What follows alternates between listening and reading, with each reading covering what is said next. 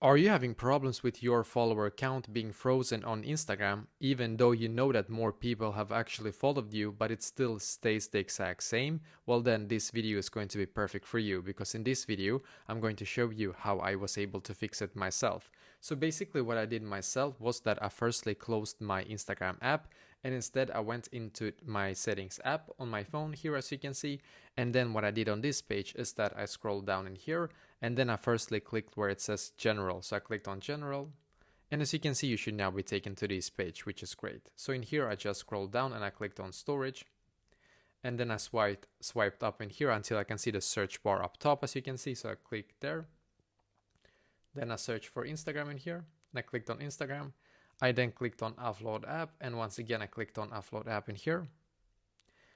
And let's see, and then I clicked on reinstall app button here, and I just waited for my Instagram app to completely update to its latest version. So you just have to wait. As you can see, for my Instagram app now it says loading, so you just basically have to wait for it to finish the update process, because by doing this you're going to force your Instagram app to completely update to its latest version. So it's going to fix all the bugs that was in the previous one.